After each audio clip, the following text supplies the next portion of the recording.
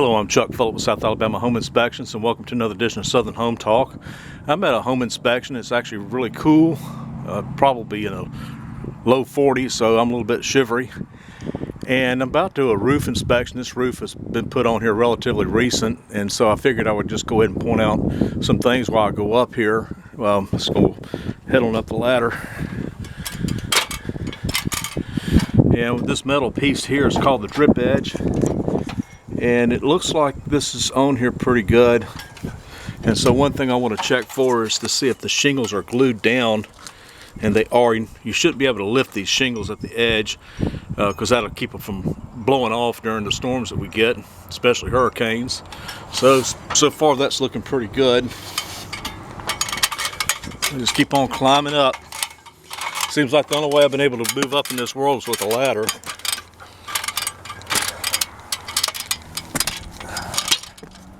All right, I made it. Okay, well, so far this looks pretty decent. And what we're looking at the very top is a ridge vent. And these nails are supposed to be covered or glued or caulked. They should be sealed, to be more exact, so they don't rust. I'm hoping I'm not getting any wind noise in this camera. Hopefully not. It's real windy. Now we've got a lifted shingle here, and it's probably from a raised roof and nail.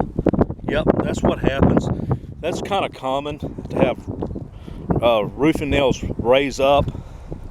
That's something you should look out for too as well when you look at your roof to see if you have any lifted shingles. There's a possibility you could have some nails that have lifted up and lifted the shingles as a result. And so this right here is the exhaust fan for the kitchen, which is a good thing it has it. But so you can notice it's starting to dam up some debris back behind this as well, and that can actually eventually lead to a roof leak.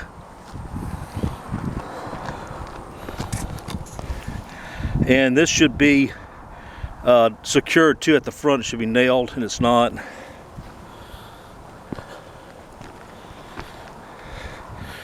Okay, that white pipe is your main plumbing vent coming up from the bathroom. There's only one bathroom in this house. That black vent right there is actually the exhaust vent for the bath fan. So that's a good thing. Not too often I find bathrooms that are actually externally vented, so that is good. Just know that satellite dishes are vulnerable to being blown off your roof. You can also damage your roof when it gets blown off. And moving right on along, this is the service mast that comes into the house on the right side, and it's been bent over. That pole at the road is leaning, and the power line is only 7 feet off the ground, so that's certainly a safety hazard.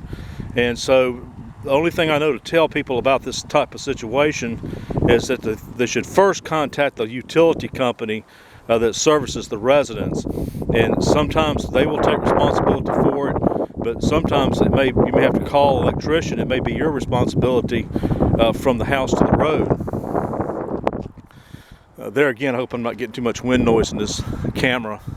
I know it can be aggravating to listen to this with that going on in the background. But overall, this roof looks pretty decent. I mean, this is what you call 3-tab architectural shingles. And that's really the best type of shingle to put on a house. They last a lot longer than 3-tab shingle. But a lot of this really depends on how well the attic is vented. And so far, really, I've always said in some of my past episodes, I found the best attic systems to be ones that are encapsulated. But really, you should at least monitor the temperature and humidity in your attic, because that can shorten the service life of your shingles by more than half.